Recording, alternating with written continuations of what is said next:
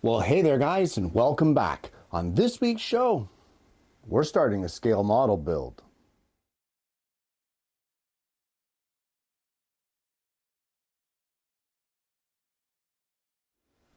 Well, this build series is coming by overwhelming request. I have been inundated with message after message after message ever since finishing the dump truck build. When are you going to start another series? And I guess today is the day. Guys, on today's show, we're going to start a build. We're going to be doing the 1948 Woodie Wagon from Toys and Joys Patterns.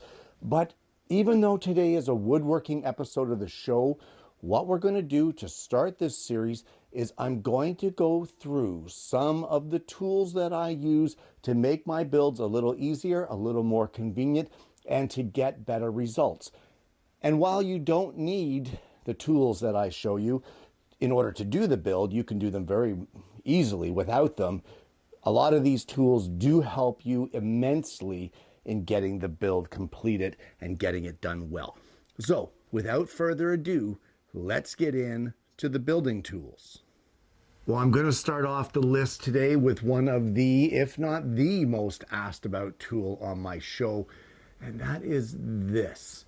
And that would be my Incra T-Rule. Guys, I have three of these, 6, 12, and 18 inches long. They are without a doubt one of the most amazing tools for laying out any project.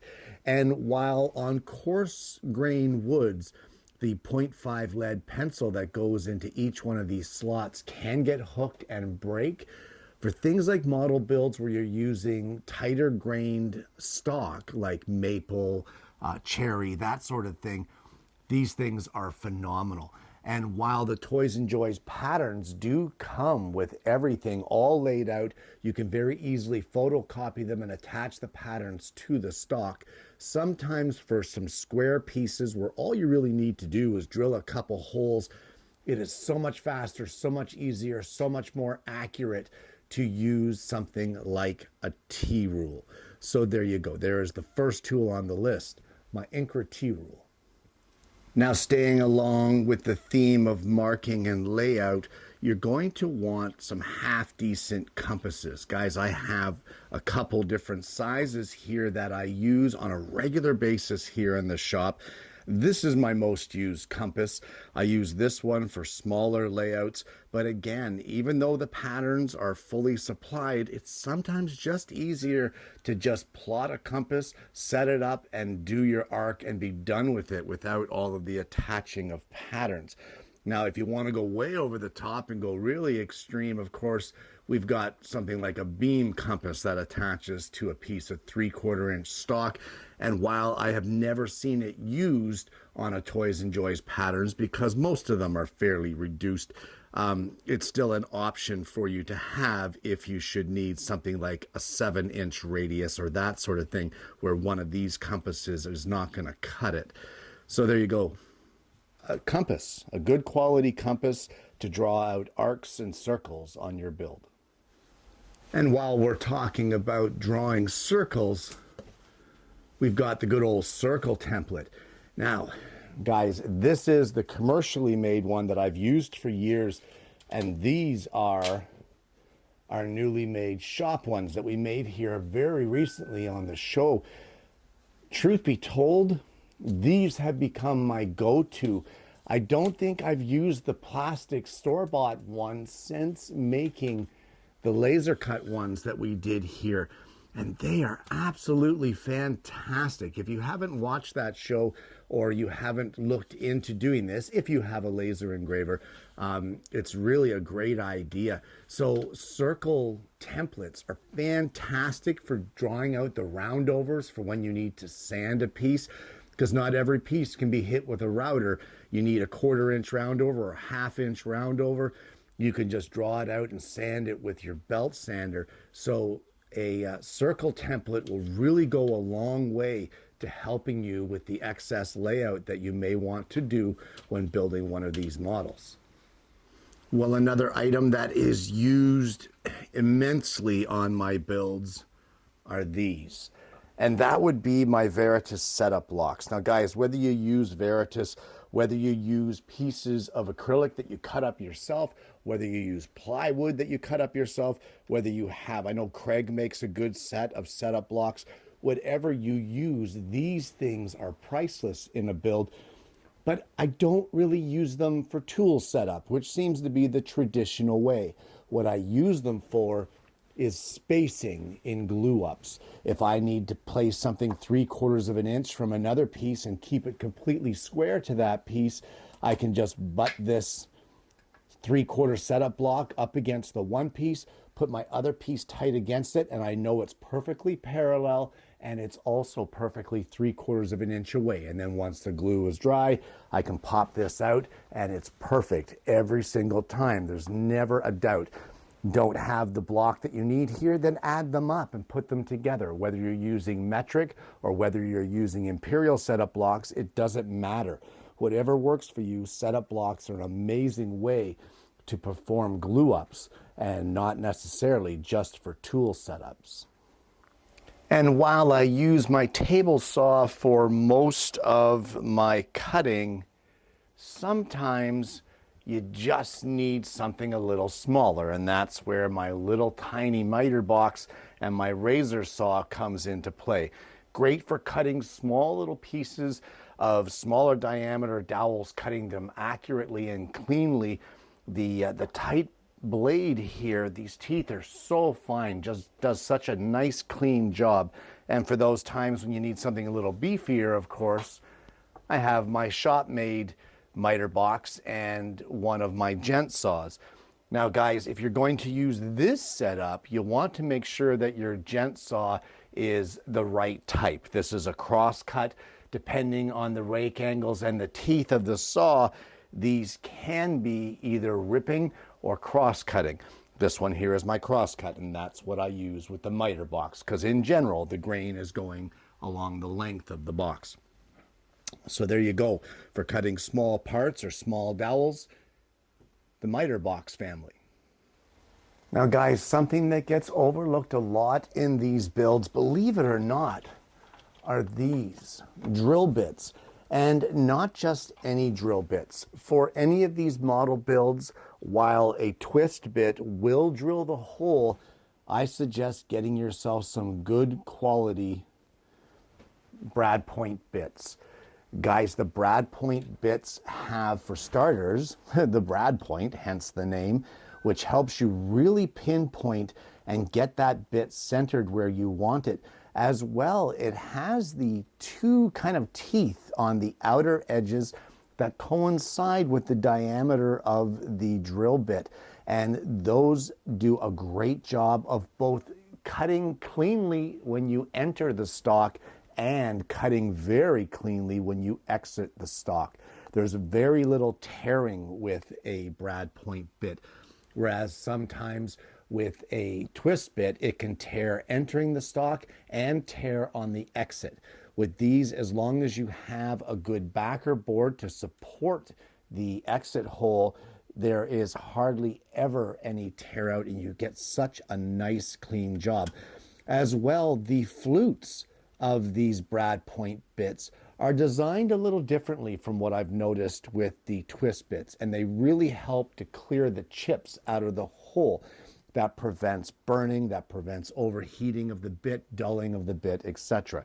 So a good set of brad point bits will serve you well. If you're not in a situation where you can buy a full set, guys, go through the plans page by page and write down the bits. You can get a great collection of bits for models just by buying individual bits for a couple dollars a piece and being able to slowly build up your collection as you go. Well, it is inevitable that at some point in time, the drill press is too aggressive for what you need to drill. And for that, I have a variety of hand drills that I like to use. Everything from this small pin vise to my jeweler's drill to this small egg beater style of drill. As well, I do have a larger egg beater style that works just as well. But they go a long way to drilling tiny little holes. And if you need something, say if you don't like the way that a part fits, you don't trust just the glue joint, it's very easy to get in there and pop a little hole in there and add some supporting stock in those holes. So staying in the theme of drilling with brad point bits, a few hand drills will help you along the way as well. Well, while we're talking about things that I use to help me with my builds, let me show you something that you won't see me use on my builds. And that would be a power sander. Whether it be a random orbital or a quarter sheet or that sort of thing, I do not use any method of power sanding in order to smooth out pieces. I do use a belt sander for shaping pieces. That is different. I find sanders way too aggressive. If you want a model with sharp, crisp edges and you want really nicely fitting pieces, if you cut that piece to say 1/2 inch by 1 inch, and then you use a power sander to sand it, for starters, that sander is going to rock on that, say, 1 inch wide piece, and it's going to curve it. Not only is it going to curve it, it's going to reduce the thickness, which now it's no longer the size that you cut it. Way too aggressive, guys. Sandpaper mounted to MDF is a much better way to go with model building. It's less aggressive, you get better results, you keep your crisp edges, and it really doesn't take much effort to get a piece smooth. Unless you're using rough sawn stock, get rid of these for a model build. Don't use power sanding in your model builds. You will honestly regret it. Well, this here is actually 3 separate things that I use in the model builds. One being a straight edge. Guys, this is imperative for lining things up. You can do it without the straight edge, but this just makes it so much easier. As well, I prefer to have a flat board, something like this that is easy to work with, it's flat, and as well, we've got a little bit of glue on here. With a scraper, you can easily remove those glue squeeze outs that end up on the board to come back to your flat surface again. So something there to keep in mind about having a good flat surface to assemble your models. And another item here that I get so much inquiry about, so many emails, so many questions. What is that bench clamp? What is that you use? And that is my quick release Veritas Wonder Dog. Guys, this is a great little bench clamp, and I use it in conjunction with this whole setup to hold everything in place and to help clamp certain items, to help clamp certain things on the bench so that I can work on them or lay them out, mark them out, whatever I need to do. The bench clamp does a great job. So obviously I'm going to post all the links to this stuff down below. If you're interested in any of these items, of course, you can check them out. Just a great little bench clamp, but 3 more items that are used extensively in my model builds. And something that gets taken for granted in a model build, guys, is a variety of squares. From the smallest 2-inch right up to the 9-inch, and then the combination square. They get used for not just laying out, not just marking, but lining up pieces as well for glue ups, making sure that your pieces are square, checking for square edges, checking the setup of your tools, say your table saw, before making a cut. Imperative, not just to a model build, but to woodworking in general, is to have squares that you can trust. And one of the squares that comes in handy for me is this little guy here. And this is actually an adjustable angle square. So it will give me a digital readout of the angle that I have it set at. And it really helps with both tool setup, making cuts, checking your cuts, measuring pieces on the drawing. Sometimes angles are not included. This goes a long way to helping you get the angle from your drawing to be able to transfer it to your saw. And the way you can do that is if you set this to 90 degrees, just like that. I'll turn it on. Oh, it already is. How about that? And this is now 0.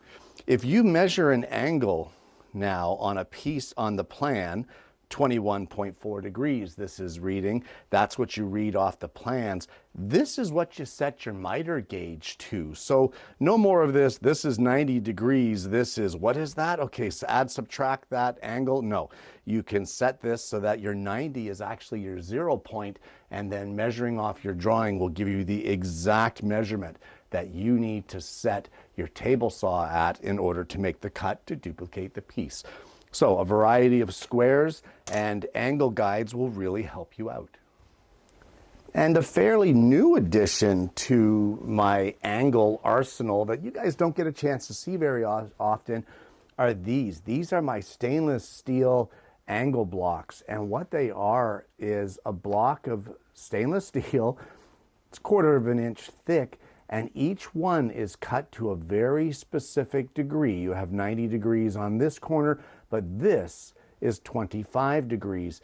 And if you're not in the market for a digital angle gauge, or you need something to, say, set up a glue up and you need it at a specific angle, well, there you go. You have a block.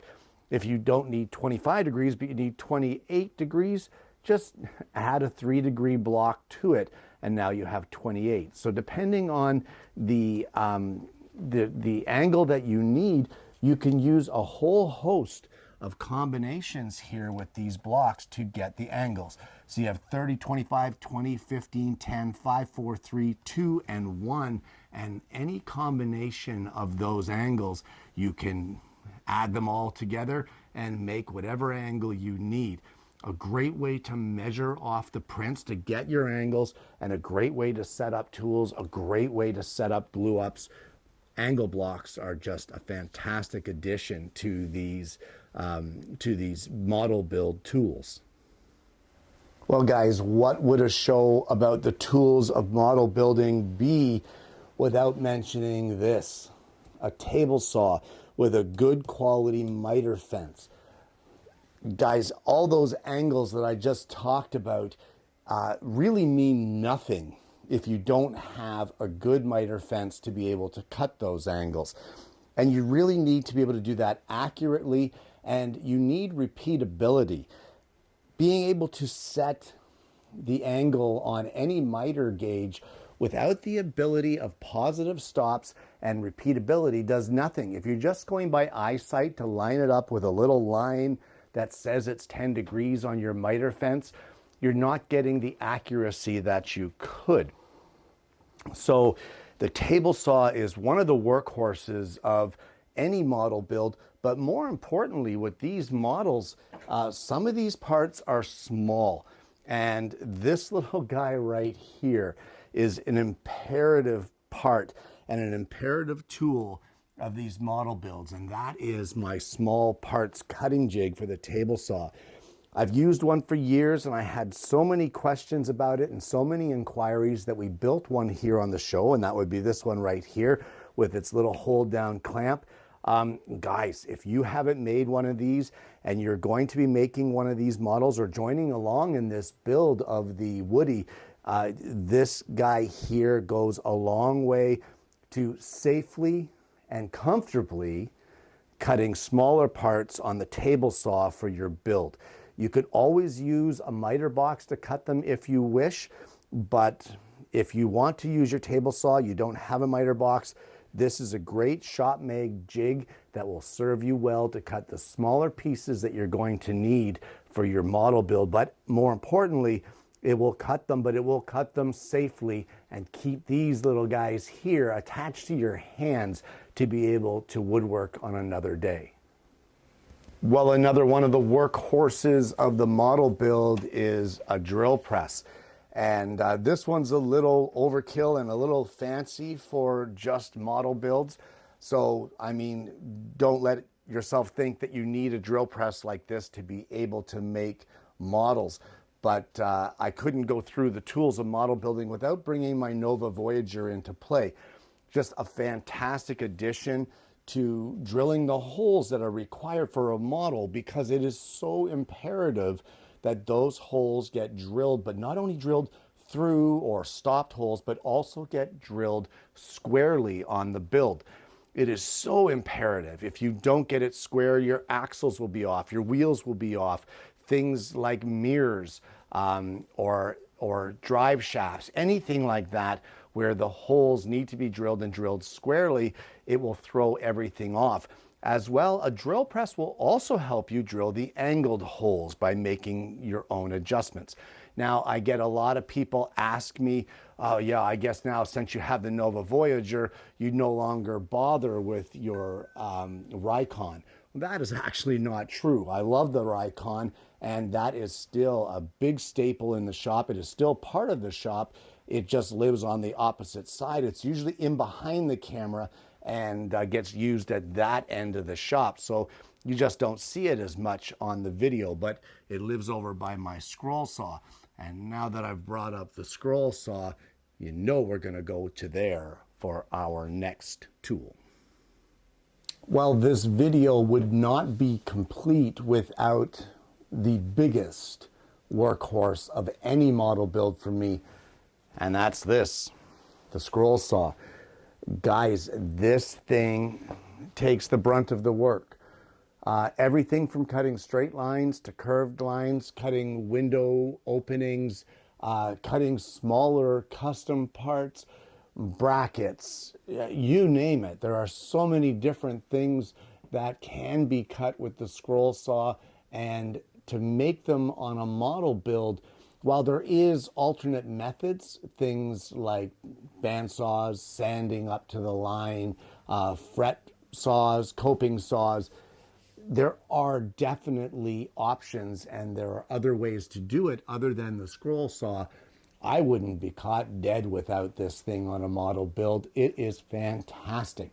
And whether you have a higher end one like what I have, being the Excalibur 30-inch, the EX30, or whether you have something, say, like a DeWalt 21-inch, another quality saw, DW788, I think is the model number, or you have something smaller like a 16-inch, it doesn't matter what you have, that scroll saw goes a long way during a model build to cut some of the little more finicky where you scratch your head, how am I going to cut that little curved piece? They're a great addition. I would not even attempt a model build for me personally without this.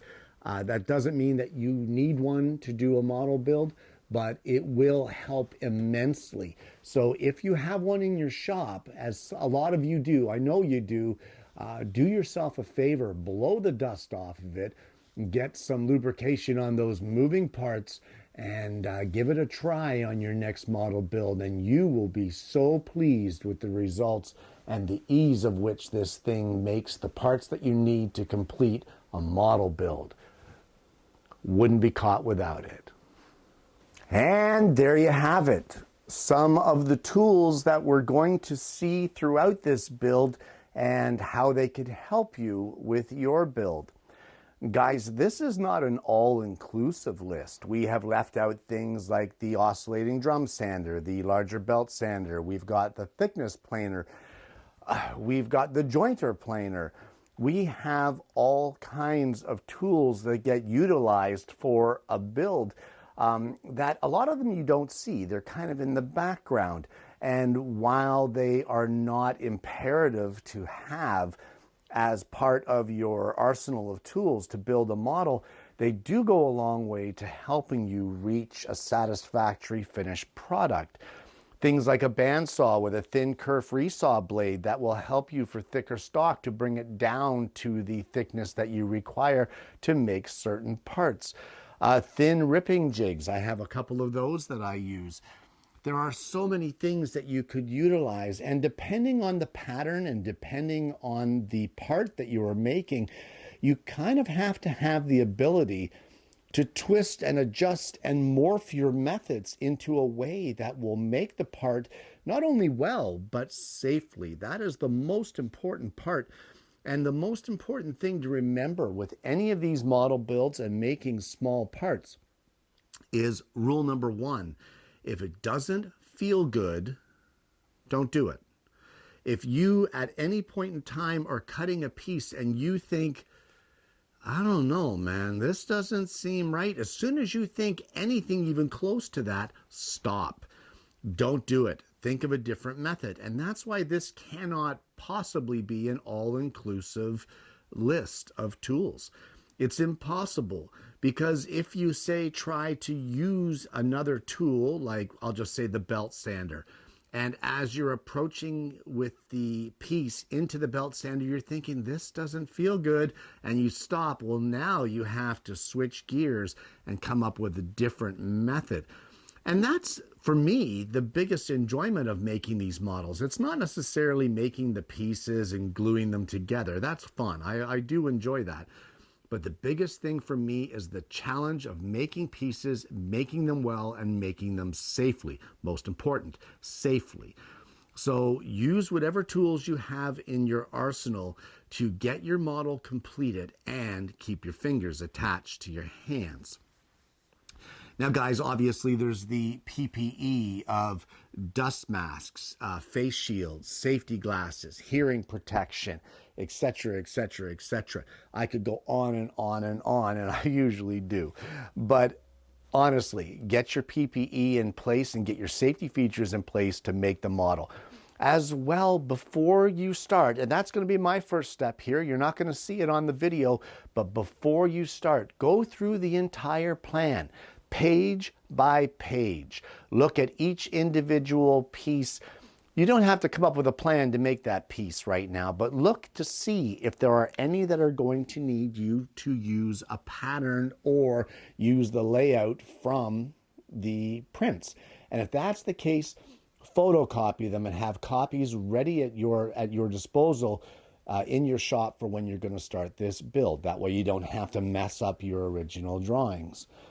As well, I'm going to say, as good as Toys and Joy's patterns are, and I've used them for years, I have never seen one that did not have missing measurements. So there's going to be times that there may not be enough information. If you travel around the plans, you will eventually find that information, or they're one-to-one drawings, so you can scale off the drawing.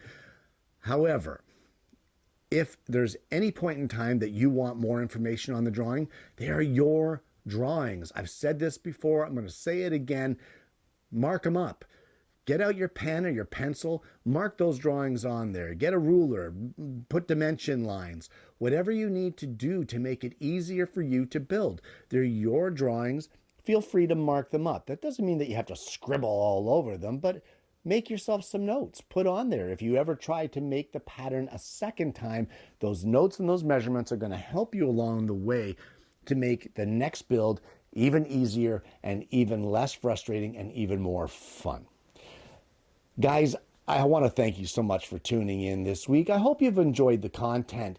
It's just a little bit of a teaser and a little bit of a jump start to get us going on our build. If you've enjoyed today's content, or if you found it even slightly interesting or entertaining, you know what? Why not like and subscribe to the channel? Guys, we have such an amazing audience base, and I'm hoping that you're going to consider becoming a part of that. I want to thank you again for tuning in. I hope you've enjoyed the content. I hope you're going to take some of the consideration of these tools into mind for your next build. I'll post all the links below that I can. And more importantly, guys, I hope you're going to join me again next week for the start of our Woodie build and another woodworking video.